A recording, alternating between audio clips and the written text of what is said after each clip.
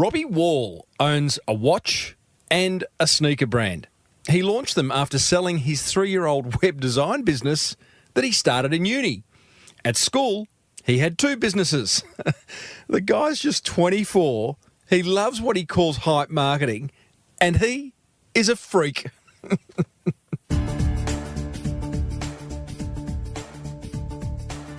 Before we get stuck into episode 402 of the Small Business Big Marketing Show, the Marketing Gold is made possible thanks to Prosper, American Express and Design Crowd.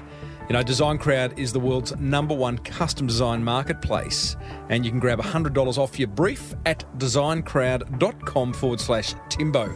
Prosper, well, they're Australia's #1 online lender to small businesses. You can check them out at prospa, prospa.com/Timbo. And then there's American Express. Well, you know who they are. Search Amex Business to find out how your business expenses can reward you. And now, on with the show. Well, I said, welcome to a small business marketing show, where successful small business owners share their souls to take your marketing straight to the lead. Now, here's your host, Mr. Timbo Reid. And welcome back to the Small Business Big Marketing Show. I am your host, Timbo Reid. You, infinitely more importantly, you're a motivated business owner. You are ready to crank out some great marketing to build that beautiful, beautiful business of yours into the empire it deserves to be. Big show today. You and I, well, we're going to catch up with 24-year-old entrepreneur, serial entrepreneur really, Robbie Ball, to find out how he's done it really. Watch brand, sneaker brand. He's got another brand on the runway, ready for launch. He loves a thing called hype marketing. So much to cover. Dave Jenyns and I are going to reveal a simple way for you to create authority content. And listener Thomas Gardner from Alabama, is that how they speak out there? I don't know. Wants to know how to get more customers for his massage business. Big show. As per usual, there is marketing GOLD dripping from the ceiling over here at Small Business Big Marketing's HQ. So let's get stuck right in.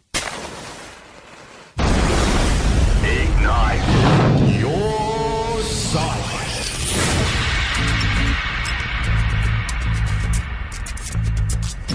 With so many underperforming business websites out there, this segment, well, it's laser focused on ensuring yours is not one of them. To get your website found and your phone ringing, we're joined by Dave Jenyns of Melbourne SEOservices.com. DJ, what is on your mind, my friend? I have this recurring problem that I see business owners have that I tried to help them solve. They know they should create great content. They listen to Timbo's podcast. Oh, nice. And they get inspired. They want to write articles and get videos out, but they just don't have time to do it. Yeah. They're lucky if they put one blog post out a quarter. Yeah, I hear it all the time. So here's what I would And do. they've got great intention. They just kind of don't really have a process or system to be more regular. Exactly right. So here's what I would do. Literally, this is what we do for clients. We batch that content creation. We follow a process that I call authority content, which you know quite well. You spoke at the event where I first Yeah, right. It was a good event. It was a great event. It was one of the best. And what I would get the business owner to do is upfront identify their frequently asked questions. Think about what makes their company different or questions that they think their audience should be asking. You list them all out. You probably want at least 30 or more. Yep. And then you video record them all in one go. Yeah, like So that. you- Like that. You don't have to video record, by the way. Like you could audio record, you could write. You could, but Infographic on you. You love the video. The reason I love the video, and I would encourage the business owner to do it, or to get someone on the team to do it, because once you got video, you can split out the audio. Repurpose. You can get it transcribed. Another tip, you mate. SEO Another tip, it. You share it. You email your database. You know I'm the repurposing king. Machine. And we will no doubt probably repurpose this content. You will. That's right. And this really is the secret to our success. In fact, I wrote an Amazon bestseller about it. I'm so proud of it, and I would love to give the listener a free copy of that book. Wow. Just email me, Dave at melbourneseoservices.com, write authority content in the subject, and you'll receive a free copy of my book. Very generous, buddy. Thanks, DJ. That is just one more way to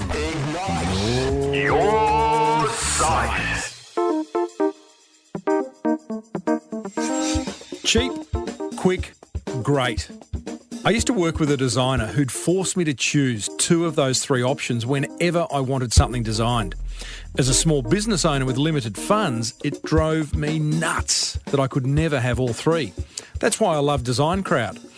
You see, Design Crowd is a website that helps startups, small businesses and marketers outsource custom design, from logos and business cards to websites and landing pages. In fact, Design Crowd gives you access to over 550,000 designers from Sydney to San Francisco, ready to help you with awesome creative ideas. Here's how it works. You post a brief describing your design need. Within hours, you'll receive your first design, and over the next 3 to 10 days, a typical project will receive 60 to 100 different designs from designers around the world. You then pick your favourite, make any changes, and pay the designer. You know, whether you're an entrepreneur looking to set up your brand or an established business that needs marketing collateral designed, Design Crowd is your answer. For a special $100 VIP listener offer, go to designcrowd.com/Timbo or enter the discount code Timbo when posting a project. See? Now you can have cheap, quick and great design thanks to Design Crowd.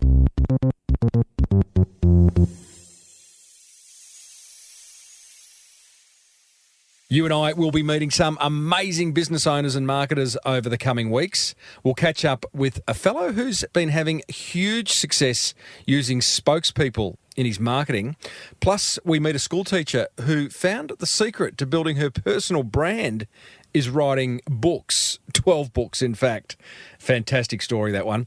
But that brings us to today's guest, 24-year-old serial entrepreneur Robbie Ball. Big thank you to listeners Dan Kennedy and Daniel Izzo, who independently brought Robbie to my attention.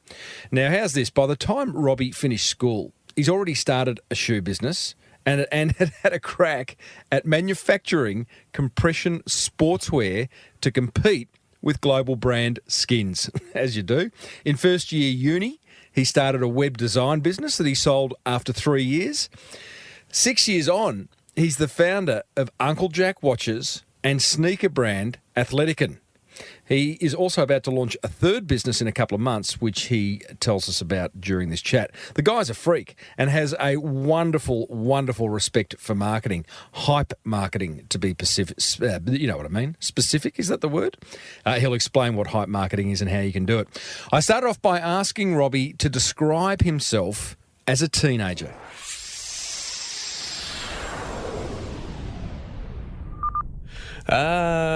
Ambitious. So, I mean, I'm the type of person that will try my hand at everything. Business, sport, technology. I've got a lot of sort of passions. So, I think even now, still very, I like to kind of dip my toes in a few different things. So, I'm not sure if you're referring to a few of my early business ventures. Yes, I am. There's a few questionable business ventures. Righto. Between come clean, buddy. All right, yeah. So, I think what kicked it off was the importing shoes when I was about 13 or 14, and I used to bring like a little, like a bit of a catalogue into my class and go, of course, guys, I can get these, So that was a kind of where it all started. And then I had when I was about 16, I started a compression, like a sports compression wear company. I love this. This is a great story. So sourced and manufactured in Pakistan. And I used to. This was probably start of VCE, so I was a busy operator at the time. Yes. So I used to stay up because of the time difference, stay up till 2 or 3 and talking to the manufacturer, and I think Skins had nothing to worry about. But this is incredible because at the time, Skins were the biggest. It was compression sportswear, right? That you were interested in ruling the world over. Yeah. Skins by far had the market, right? Yeah. What were you thinking? I was ambitious, but I think I'm just the type that's just going to have a crack regardless. And I think at 16 years old, you've got nothing to lose, and I don't know. It's a bit of fun, really. You're 25 now, right? I'm 24. Well, yeah. all right, 24, 25. Yes. Like when I was young, I used to say, I'd always quote 2 years above what I really was. But have you lost any of that competitive spirit, or is it still there? No, yeah. It's still there. Does it grow? Well, I think you need to kind of control it a little bit, because if you try and do too many things, What's it feel like? I just try and be the best that I can be. So whatever that kind of entails, so be it. Yeah. Right. So yeah. So it's just part of your DNA is you just want to you want to try new things, you want to take risks, and whatever that is, you want to be the best at it? Putting words into your mouth there. Yeah, I think so. Yeah, I think it's a pretty good summary. Cool. Yeah. Feel a little bit embarrassed by that, Or, No, that's fine. I think you've painted a good little picture there. But of that's me, fantastic. Mate, I'm the father of 3 teenagers, so I'm even from that point of view, I'm interested in. Do you think it's just part of you? It's not. Do you think it's something you can learn? Well, I think the underlying thing is you have to be passionate about it, Right? Because otherwise, it's very difficult to try and kind of do or be the best at something when you're not passionate. So, I try and stay in my lane. Yeah. But try and push the boundaries a little bit and try new things. Okay. Well, we're going to talk about pushing the boundaries shortly. How did you go taking skins on in VCE? Was it a quick failure? Yeah, pretty quick. Good. Yeah. What'd you learn? Well, I learned how to source and manufacture at 16, so that's a huge skill, to be honest. And I have used it with my other businesses now. Marketing, kind of setting up a website, which was just at the time was completely foreign to me. Yes. And then when I finished school, I ended up doing a website design business. So. Well, let's talk about that. How'd you go on VCE out of interest? Well. Did you? I see you're a smart rooster as well. 15 days after finishing school, you started a website design business. Yeah. 3 years and 50 clients later, Yeah. you sold it or closed it. Yeah, it kind of got pushed aside really with Uncle Jack sort of watches. really just taking off. Yeah. What made you decide to start a website design business 15 days after school finished? Aren't you meant to be on schoolies? Yeah, you're right. Well, I kind of in that last final year, 12 year, just kind of said to myself, okay, Robbie, just let's take a back seat. Robbie. So I kind of the whole year was kind of spent planning what I was going to do the next year, or in terms of business venture, because I was never not going to do something. As I said, when I started the compression wear business, I kind of learnt how to create websites and thought I was getting pretty good at it. As a kind of marketing person, I sort of saw the opportunity behind it as well. Marketing to small business owners who are focusing on their business and obviously need some help online with their website and online marketing and stuff. So it just it was a natural progression. Mm-hmm. Were you ever going to study? I did study, yeah. Oh, yeah. So you've got your website design business going, and you're at uni? Yep. So I did my Bachelor of Business. Of course you did. Yeah. Whereabouts? I did it at La Trobe. Uh-huh. Yeah. Well, I did mine at Monash, and it's probably a better course, but what did you specialise in, marketing? Sports management. Ah, yeah. There you go. Yeah. Well, hence you've got a sneaker brand, which we'll come to. There you go. Yeah. So, again, what's your big learning from owning a website design business? Online marketing, because I think the skills I learned there are just transferable across almost any business. Really. Yes. 'Cause every business needs marketing, and so that was the major skill I learned. Yeah, okay. We'll talk about that. I imagine the hype marketing that we're going to kind of get into, big component of that is online. Yeah, absolutely. Yeah, love it. All right, buddy. Well, that brings us to 3 years ago. I feel like we've already covered someone's complete career. And at this point, you're only like 22 in 2014 when you start Uncle Jack's Watches. Yep. Now, I always get fascinated, Robbie, when I meet someone who's entered what looks like a very competitive marketplace, a very tough marketplace, with a product that needs a lot of promotion. Yeah, I'm looking at Tag or Longines or one of these big watch companies. But you've gone, no, there's room for another watch. What were you thinking? Well, I mean, how it came about was I was looking for a watch for a friend's 21st birthday. And watches are such a standard kind of gift, you know. Yes. So I was walking through the major shopping centre and just kind of looking at all the watches, and I just thought, like, wow, these are quite pretentious, pretty overpriced, and Yes. to be frank, I didn't really think they were really good looking. So I walked out of there literally that day just thinking, I've got to do something here. Like, this needs a bit of a shake up.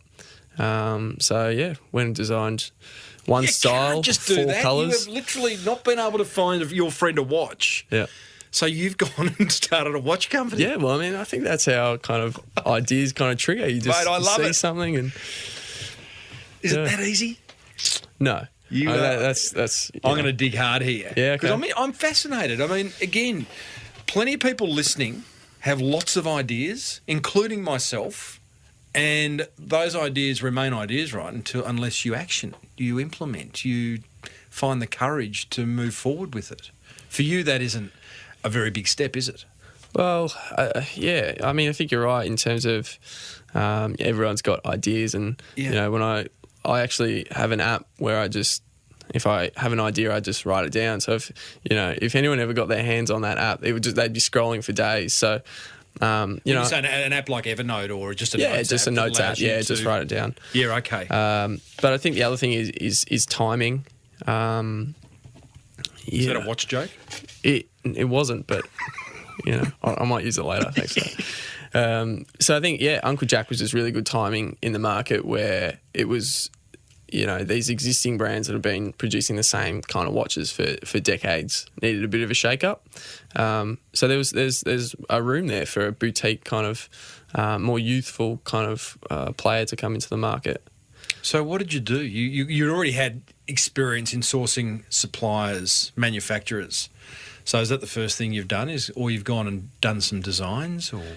The first thing I didn't. The design aspect wasn't the primary focus for me. It was just making sure that there actually was a gap in the market there for, as I said, a more youthful kind of brand to come into the watch market. How do you do that? Is that just something that you have an innate ability to see gaps, or is there some research that you do? How do you know? I think it's a bit of both, to be honest. I think, university kind of textbook is, do kind of SWOT analysis and that kind of thing. Yeah.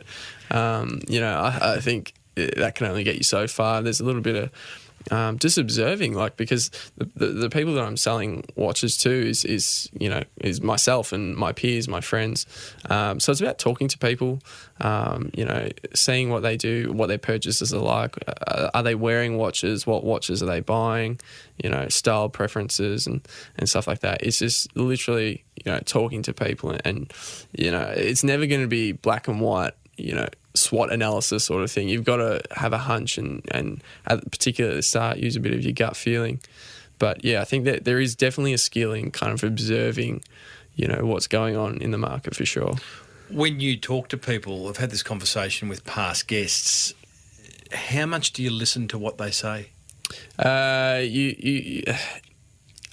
For me, anyway, it's kind of just getting a gist of it, because really it's a very small sample size that you're talking to, so you can't take it word for word. But again, they could tell you one thing and be doing another. Totally.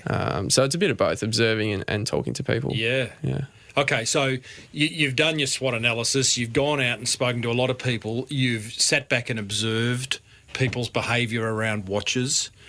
You've gone, yep, there's a gap. Do you then go and design? So before I designed the watch, I started talking to manufacturers, because I had an idea about, kind of what the theme or what the, the kind of style of the watch would be like. So I had a pretty good idea, but I hadn't gone into detail of, fully designing the watch. So I started talking to manufacturers just to gauge whether it was feasible with the quantities we were going to doing. Could we actually make money on it at this price that we wanted to do? So that was the next step for me to say, or find out, can we actually do this and make money off it? And is it feasible? Mm-hmm. Clearly it was. Yeah. Why the name Uncle Jack's or Uncle Jack? Yeah, great question. We So before we actually launched, we actually had another name. So we were going to launch with another name, which I can't actually say for. Is no one listening right now? What is it? No, I can't Uncle say. Tim? No, it's Timbo. completely irrelevant to anything that you see now with Uncle Jack. You wish you had gone with it? Well, not now. No. So I mean, how the name Uncle Jack actually came about was there's no. I don't have an Uncle Jack. No one has an Uncle Jack. Like we after we had to change our name, we just. I remember sitting in the backyard around the table and we just stressed out. So what we did, we had one pile of words and we had another pile of words and we merged them together. And so we just picked one word was Uncle, the other word was Jack, and because that's how we wanted to be boutique, a bit different. Yep. We didn't want to be like Time Watch or whatever. It had to be kind of modern. So that's interesting because all of a sudden you're under the pump. You got to find a name. You have a couple of beers and out the back pull two rabbits out of a hat and go, okay, it's Uncle Jack. Yeah. How important's a name then? Is it what you put into the name, or is it actually important to have the name up front? I actually don't think the name is important at all. I mean, you look at Google. I mean, that is a bizarre name.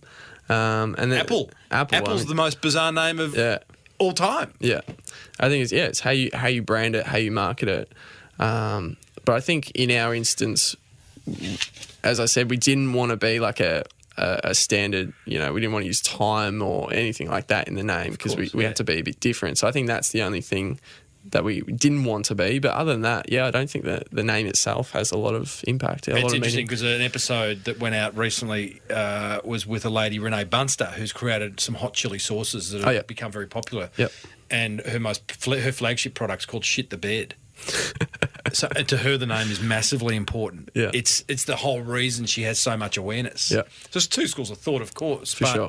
I do see business owners get a little bit kind of twisted and freaked out trying to name something when it's like it's actually what you put into that name that's important.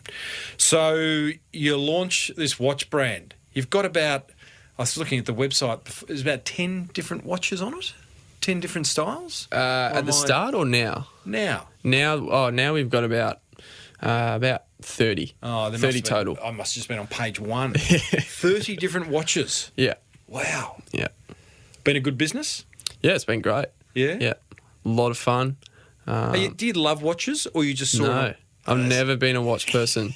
So it's funny though, before I actually went to go buy a watch for a friend, I started looking at, I was kind of at that point where I was starting to look for a watch for myself. So I'd already started thinking about it. So I think just subconsciously, like when you're looking to buy a new car, you always see that car kind of driving along. So I think subconsciously I was already thinking about it. But I've never been like a real watch enthusiast. And we don't market to the watch enthusiast market either. That's a totally different market. Fashion market. Yeah. You market to the fashion market, Yeah, fashion conscious. See, that's interesting in itself. You have found an opportunity for a gap in a market and you've gone and filled it, right? Not necessarily passionate about it. There's two schools of thought. One says you've got to be passionate about something because then you'll give it everything. But you're probably passionate about creating great businesses. Well, yeah, I would say that. But I would also say that I'm passionate about fashion and style and creativity. So, watches are the products, but there's a lot of other kind of processes and thoughts that go into it. Right, okay. Yeah. I talked to one of my boys yesterday, Will. He's 19. Said, I've heard of this bloke, Robbie Ball. He's got this brand, Uncle Jack's. Hadn't heard of you, I'm sorry, but he'd heard of Uncle Jack's. He goes, oh, yeah, they're big on social influencers. Is that right? Is that how you market the product? Yeah, we have used, we've had quite a bit of success using influencer marketing. Yeah. So, yeah, I mean, it is one kind of cog in the machine. Is it a big cog? Because on your website, you've got a button that says who wears Uncle Jack. Yeah, well, it's social currency. So you see these people that you look up to, or and you see them on the TV and they're wearing the watches. Well, I mean, it gives you a little bit of validation to say, these people are actually wearing them. Mm-hmm. Might grab one myself. What's your social influencer marketing strategy look like? Are you literally just posting watches out to people that you hope will wear them and they'll send you back a photo of them wearing it, or are you actively paying people to do that? Yeah, so we don't really pay anyone. So I'd say 99.9% we don't pay. So at the same time, we would never just send a watch to someone in hope that they'll wear it. we will reach out to someone that we like, whether it's a footballer or a musician or a podcaster, and just say, hey, we'd love to send you a watch. Are you interested? So they're telling us yes, like I'd love a watch, So it's not just in hope. When you do, so you reach out to them, you want to watch, they're going to say yes. Most people can say, yeah, I want to watch. When you send that watch, are you asking them to send back a photo of themselves with it? Yeah, I think it's kind of I mean, we don't make it like a hard thing. Like, if they get the watch and they, as long as they're wearing it, that's my thing. Because I have a bit of a thing about influencers. My big one is targeting people who have influence outside of social media, because I think they're really the ones you want to target. So people walking down the street, and people kind of know who they are. So if they're wearing the watch and people are saying they're wearing it, to me that has bigger impact than just someone posting it who doesn't necessarily have that outside influence. Just posting it on social media has less of an impact. Well, previous guest on the show is Jules Lund, who owns a social media influencer agency called Tribe. Yep. Now he is of this. Their thing is introducing brands to social influencers who pay the social influencers to do. Is that maybe a bit smelly? Is that already something that we see through as consumers? Yeah, I think so. I think we're kind of, we're going through a phase in social media where there's no black or white. So I think that kind of falls into that grey kind of category. But Jules would know more about it. But I believe there's some regulations coming in with like tagging. So if you've been paid for you got to put hashtag sponsorship, something or like that. Yeah. Yeah. Which kind of takes away, for me, it kind of takes away the it does. The point of it. Yeah. Because it's just another ad. You could pay for that ad elsewhere.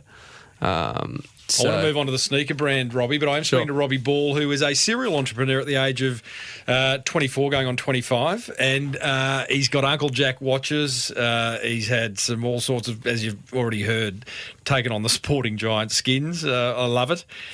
Wrap some numbers around where Uncle Jack is today, Robbie, before we move on to the sneakers. Yeah, cool. So Uncle Jack is, we had our 3rd birthday in September last year, so going on 4. Yeah. So we've lucky enough to have an office and warehouse in Melbourne just around the corner.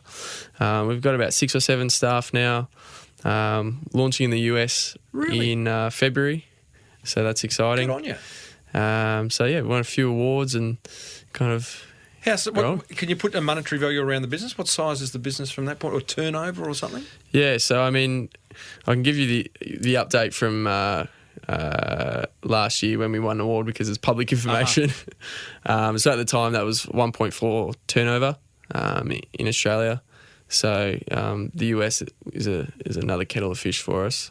So obviously that market is enormous. So yeah, I mean that's kind of a big growth opportunity for us. How do you launch a boutique watch brand in the United States? So I mean, again, it's kind of it's incorporating all of your marketing, your hype marketing, and kind of replicating what we've done over there. Okay. Yeah. All right, we're going to find out about hype marketing. In May, just gone, you have launched a sneaker brand. Pretty good looking sneakers too, I must say. Athletikan. Yeah. How come? Another Gap? Another Gap. Yep. Almost identical as well to Uncle Jack. Yeah, okay. Yeah. Very boutique, very niche. Lots of big players. Yep. Your Nikes and your Asics or whatever. Probably not Asics. That's me showing my age, but you know what I mean. And so there's another Gap. A very similar strategy, probably applying everything you've learned on Uncle Jack to sneakers. Yeah, exactly right, yeah. I mean, make no mistake, we're competing with Nike and Adidas. Obviously we've got a tiny percentage of the market, probably, not even enough for them to worry about right now. But again, we're kind of creating that niche in an industry, as you say, that's dominated by a few big brands. And is at the same kind of point where the watch industry was at probably 4 years ago, where it's just kind of due for a bit of a shake-up. And I think people, with social media now, people are really conscious about what they buy and who they buy from, and I think people actually buy from people. So, I think as founders as well, if we can really, get people to subscribe to our stories, and I think that's kind of a really big selling point for us is that, we're Athletikan, for example, we're a couple of guys from Melbourne that are taking on these giants, and I think people really subscribe to that. Yep, totally. Yeah, well, very brave, I'm sure you're not advertising these sneakers. You're not running ads in magazines or TV, which is what all the other big boys are doing. Sure. Yeah. So again, social influencer. Yep, exactly the same model. Wow. Well, let's talk about hype marketing, because this is the model that you're following. You've coined a phrase. You're writing the book. Define hype marketing. I was on a plane, and I spent about, it was a 3-hour trip. I spent about 3 hours trying to define what hype marketing was. I came up with, I probably came up with 50 different definitions, but I'll summarize it as this. Yes. So I was using simple viral marketing strategies to create huge launches. Simple viral marketing strategies to create huge launches. Okay, so hype marketing is about launching, is about creating initial awareness. Yeah. Simple viral marketing, those two words don't go together for me. Yeah. Because everyone, talking to the past guest, everyone wants a viral something. Yeah. Right? Not so simple. Yeah, right. Well, I mean, viral comes with this, I don't know if you remember, like, Coney 2012, Coney 2012, which is this big, like, viral marketing campaign. When people think of viral, they think of this huge worldwide global campaign. But, you've got to put it into perspective. For a small business owner, going viral may mean, the community that we're in. That to me is viral in that context. It's all about perspective. Okay. So give us some perspective. Is there a step-by-step approach you can give us to hype marketing? Yeah, for sure. All right. Well, I like that. Yeah, I mean, there's a whole bunch of steps, really, I guess, to create, a big launch. Yep. So obviously the hype marketing is all about hype. But it's like, how do you create that? So, I think kind of exclusivity is a really powerful psychological tool. Yep. So people almost want what they can't have, in a sense. So there's different ways you can go about it. I mean, there's a lot of kind of psychology to it behind the processes. Like, you've got to have a funnel where, you're directing traffic and everything like that. But it's like, why are you launching? Like, what is it that what makes it special that you want people to purchase on launch day? Why can't they purchase now? So, whether you're launching a new business, you could be launching a new product in your business. You may just want to kind of reinvigorate things, or just get people talking about the brand, because absolutely it can be a real sort of PR grab as well, if you're doing something really cool. Yep. So the process behind it, I mean, there's kind of, first of all, you need traffic. Whether it's website traffic or could be foot traffic as well. You need to direct them somewhere. So let's say it's your website or landing page or your storefront.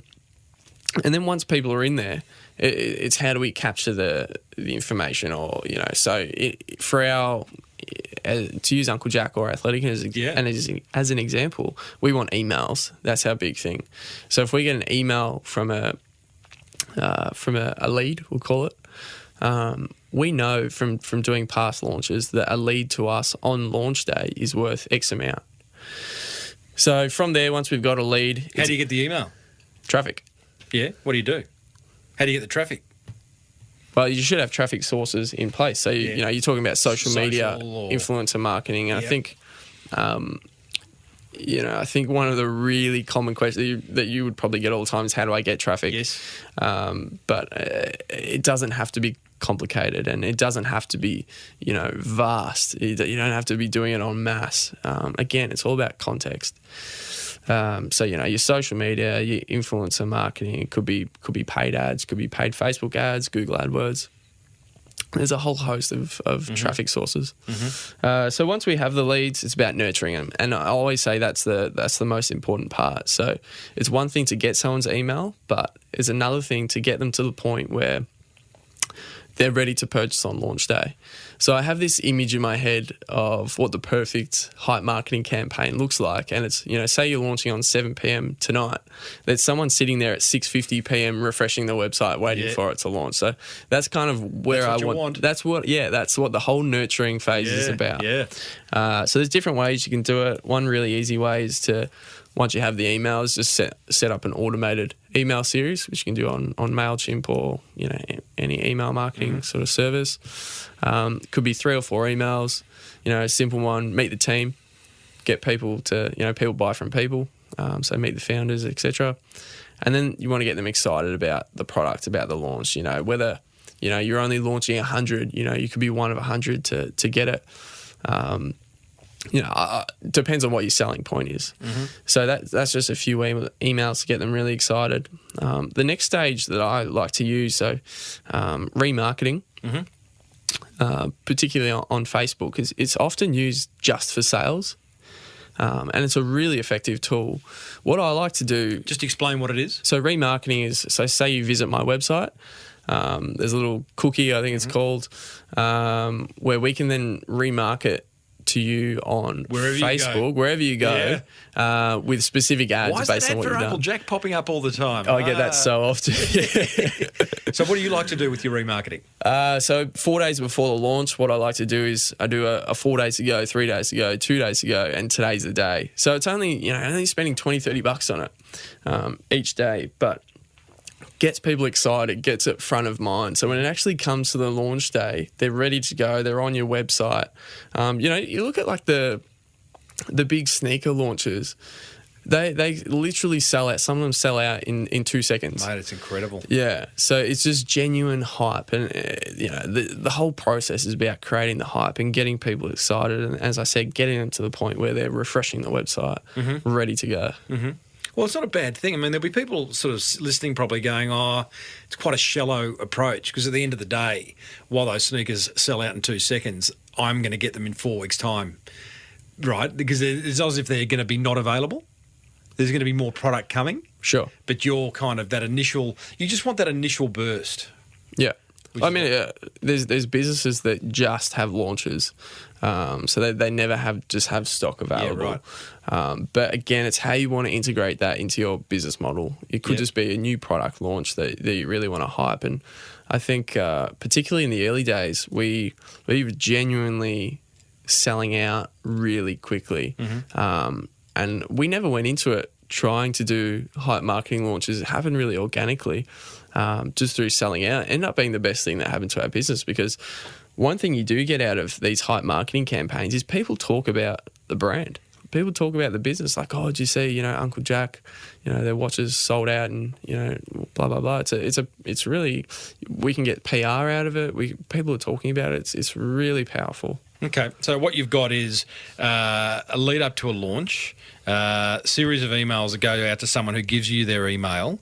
They're refreshing their screen, ideally 10 minutes before you go live. You then make a whole bucket load of sales. Is there any other part of hype marketing that we're missing at this point?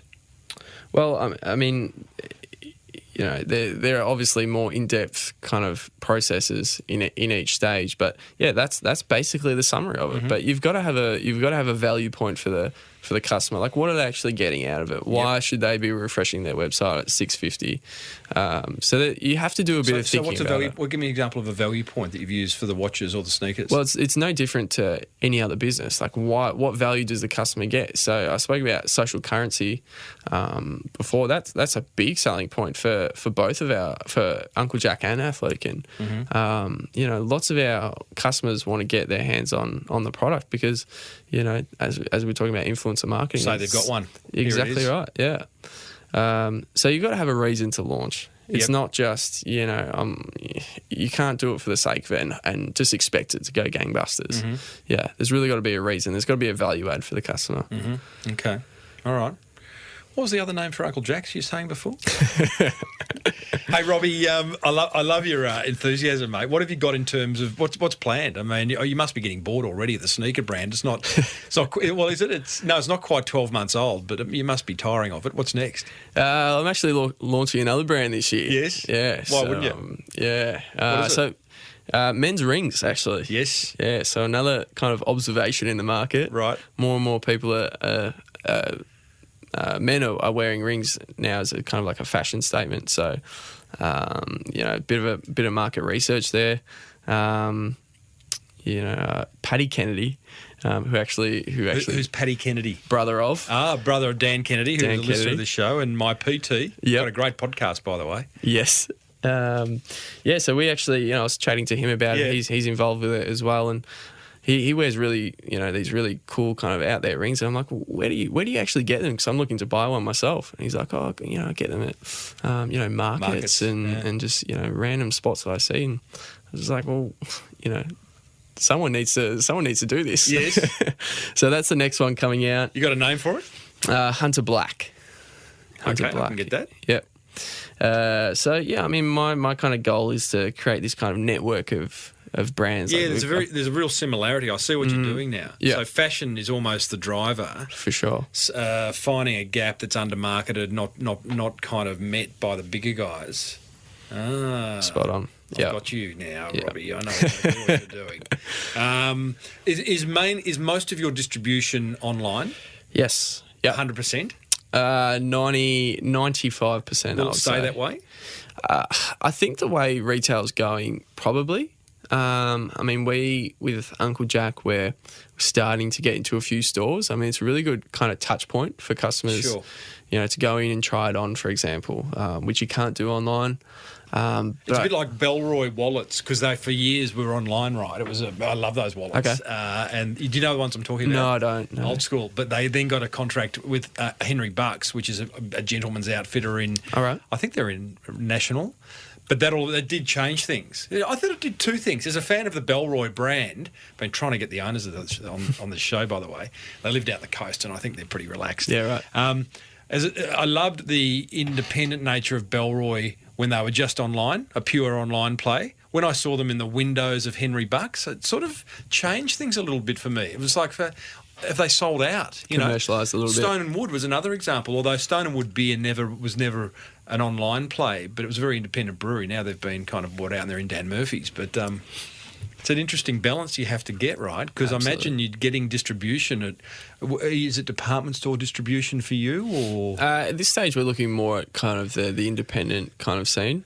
I think kind of initially when we started Uncle Jack, we were kind of rebelling against the kind of the big department store. So, I think in one way it's almost ironic if we do end up in department stores because, I think we'll do really well against kind of, exactly what we were fighting against, those big brands who are just producing the same style of watches over and over again. And we're doing some really cool stuff. Like, we printed we did a print from Hosier Lane and printed that onto a watch strap, which is just, that's cool. Just stuff that hasn't been done before. So that's great. Stands out like a sore thumb in a big department Hosier store. Lane being, for the overseas listeners, interstate listeners, a lane full of wonderful graffiti. So you've taken a snapshot of that and put on a band. I like that. Yeah. Personalised products. We had a lady, Mon Purse. She's doing personalised. You know Mon Purse? Yep, It's an amazing brand. Yeah, awesome. Out of Paddington in Sydney, and Yep. you go in there. I think she had some weird, like millions and millions of permutations and combinations of the one purse. But clearly, people love that personalisation approach. You can do more of that. Yeah, so in terms of personalisation, it's just in the last probably 2 years has exploded. Yeah. So we actually do monogramming on our leather watches, whereas like you can get your initials punched into the watch strap when you buy a watch. So that's been really sort of popular because, as we said at the start, watches are a really standard gift. So it's that little extra touch in getting someone's initials as a present. We'll continue to kind of, I think that's the way retail's going anyway, is personalisation. So, we'll be constantly adapting and innovating in that sense. I can imagine all of a sudden there being, you get enough products, you've got watches covered, you've got sneakers, you're going to have men's jewellery, rings. There'll almost be a shop at some point where you can outfit a bloke. You're clever, man, Tim. It's on the cards, isn't it? Is it? What's that brand called? No, well, I think if if we get to a point where we have I could call it a collective of Yes. brands, you'd be silly not to put them all in one spot eventually. Whether that's online or, an experience store. Yes. That are becoming more popular.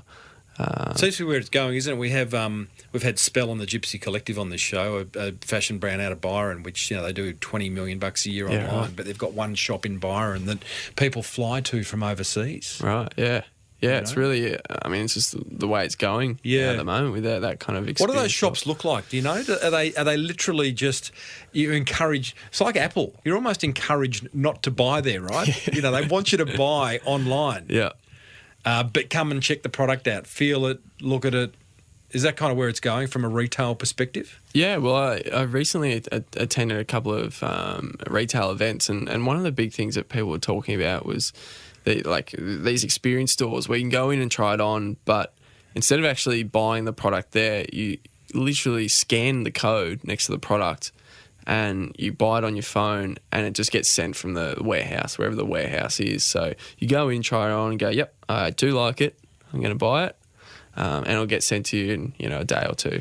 There is a shift that it's a generational shift. I mean, my generation, maybe that below me, we like to go into a shop and walk out with something. Like that's part of the reason we've gone out, a major part. Whereas going to a shop, buying it online, and then waiting for it to come in a couple of days' time. But I think probably distribution systems. I know in the States, Amazon are promising in some parts, like within an hour. Order online or be at your door within an hour. Yeah. Australia's a bit harder from that point of view, isn't it? It is, yeah. Just geographically, it's very difficult. Another thing they were talking about at the conference was kind of, a lot of people were, instead of offering that 1 hour shipping, there's other value adds as well. So, customers' experience is the big one. So, not necessarily competing on price is how can you add other values to the customer. Yeah, okay. Yeah. Love it, mate. Robbie, I feel like you're sort of in day one, mate. You got the watches and the rings and the sneakers sorted, but I think it's going to be an exciting journey for you. I look forward to watching it. Maybe get you on in a year's time when you've got another 10 brands under your belt. You don't want to rush these things. No, of course not, yeah. How can people find you? So my personal, melbournepreneur.com, and on Instagram at melbournepreneur. Uncle Jack is at Uncle Jack Watches and unclejackwatches.com, and Athletikan is athletikan.com at Athletikan. Mate, there's a lot of calls to action there. Well done, Robbie. Thanks for sharing, mate. Thanks very much for having me on.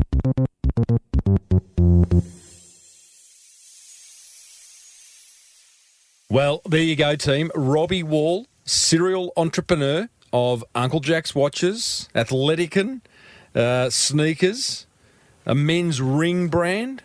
Boy, oh boys, he got a lot coming up. Now I'm going to share my top 3 attention grabbers from that fireside chat with Robbie. Plus, I will be helping listener Thomas Gardner get more clients for his massage business.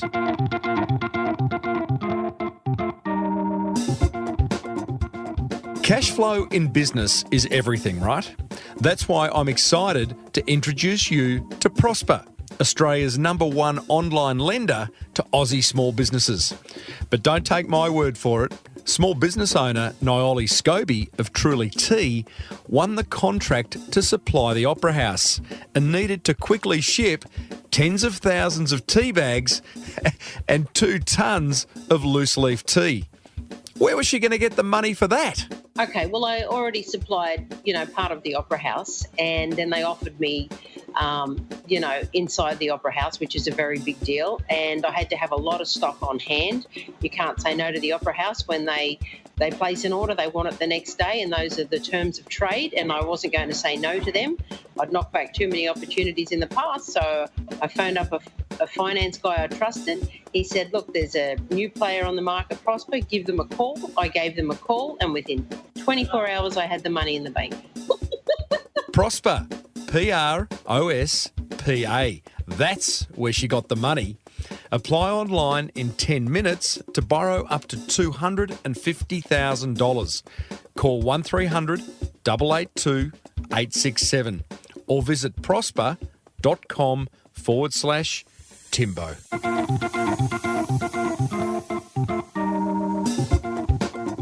Here's a money-making tip from American Express member and Four Pillars Gin founder, Stu Gregor.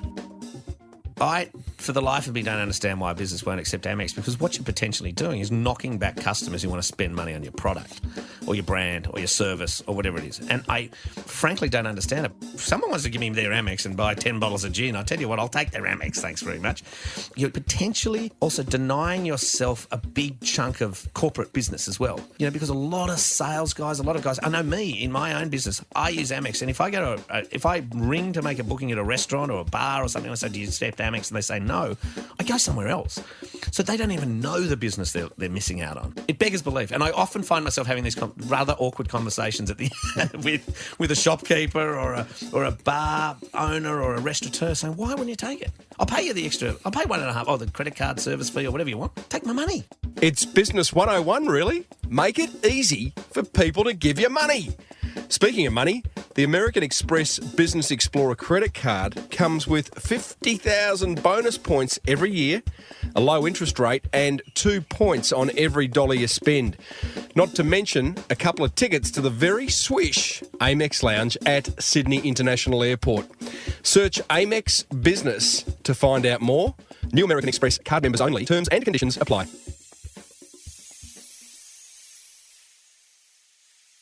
Righto, my top 3 attention grabbers from our chat with Robbie Ball, thanks to Prosper, Amex and Design Crowd.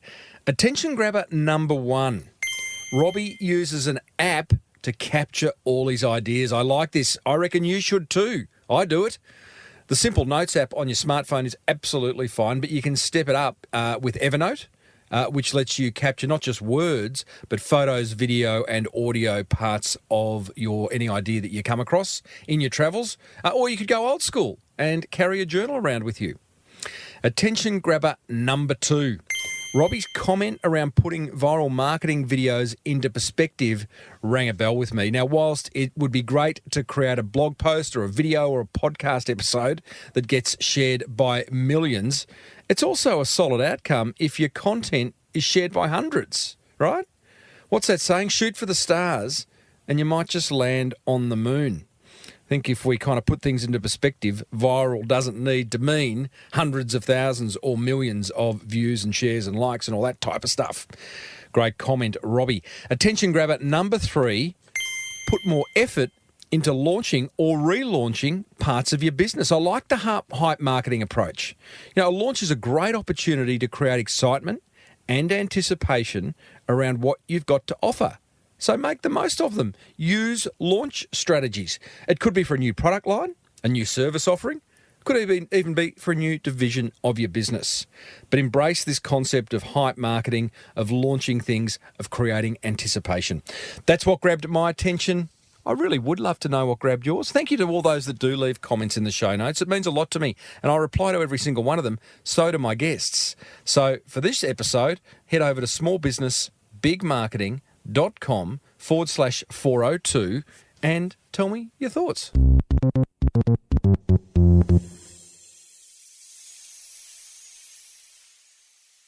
Right-o, where are we? Listen to question time, I reckon. This one is from Thomas Gardner. He says, hello, Timbo. Hello, Thomas. I am a massage therapist in Alabama, USA. Sorry, I couldn't help. I like the word Alabama. It's got nice syntax, and I think that's the accent. He goes on to say, I have recently started listening to your podcast, and you have an amazing show. Stop it, Thomas. Thank you. Where have you been, though? Been going for 9 years. My question is this. What marketing practices can I implement to increase my business apart from education, social media, and word of mouth? Thanks, Thomas Gardner. So it's an interesting question, Thomas, a very broad question, very general question. Pull you up on a couple of things before I give you 5 things that I would do if I were a massage therapist. One is word of mouth isn't a marketing strategy. Word of mouth is the result of great marketing, okay? And you have an @Gmail email address. So I don't even know what your website is. Any business owner listening, and I know you are out there, if you've got an @Hotmail or @Outlook or @Gmail email address, lose it. Register the domain of your business and get yourself and everyone in your business an @your business name email address. It looks so much more professional. Okay, off my soapbox. If I was a massage therapist in need of more clients, here's 5 things I would do. Number 1, I'd ask my existing client base for 2 referrals each. Go back and have a listen to the Paddy Lund interview with the dentist Paddy Lund, and that's exactly what he did. He also sacked a whole lot of clients he didn't like. The next thing I'd do, number 2, reward those who provide referrals that convert to clients. Have a listen to the Steve Sims interview I did a number of years ago, still absolutely relevant. A wonderful referral marketing system does he reveal. The third thing I'd do, Thomas, is make yourself known and make a simple offer to all the local sporting clubs in your area. People who do sport need massage. They stiffen up. They get sore. You're the man for them. The fourth thing I would do is create a customer experience that gets people talking. Serve herbal teas.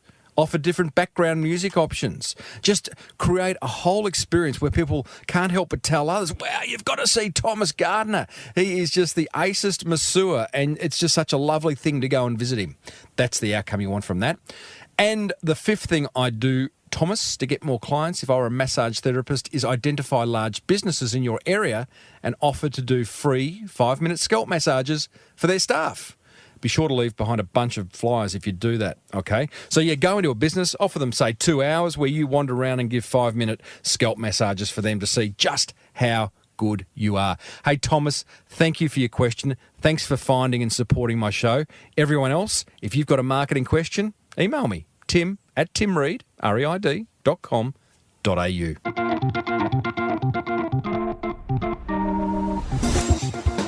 Oh boy, you and I cover some serious marketing ground in this show. Have you had a listen to the chat I had with Dan Presser, who has built 2 big food brands using only radio advertising? Fascinating. Or what about the very confronting chat I had with media personality Richard Stubbs about my interviewing style? I sort of enjoyed that. He pulled me apart and put me back together again. You'll find both those episodes plus hundreds more over at smallbusinessbigmarketing.com, or you can subscribe free on your favourite podcast app, and that means you'll never miss another episode, ever, because the app catches the new ones and drops them in and does all that business. I'd love to hear from you.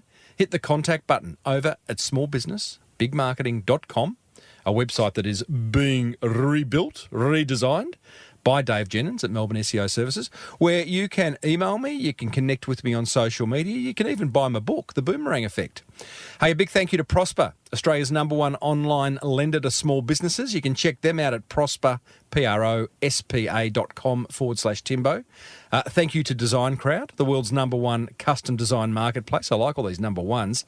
You can grab $100 off your brief if you go to designcrowd.com/Timbo. Pretty good if you want anything design for your business.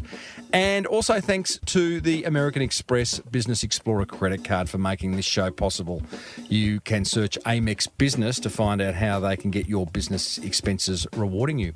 If you love the Small Business Big Marketing Show, and it is episode 402, so, hopefully we're doing something right by now, then let another business owner know about it by grabbing their phone and downloading this show for them. I'd really love you to do that, and I think they'll love you for it too. Until next week, I am Timbo Reid, always have been, always will be. Thanks for tuning in. May your marketing be the best marketing. Bye for now.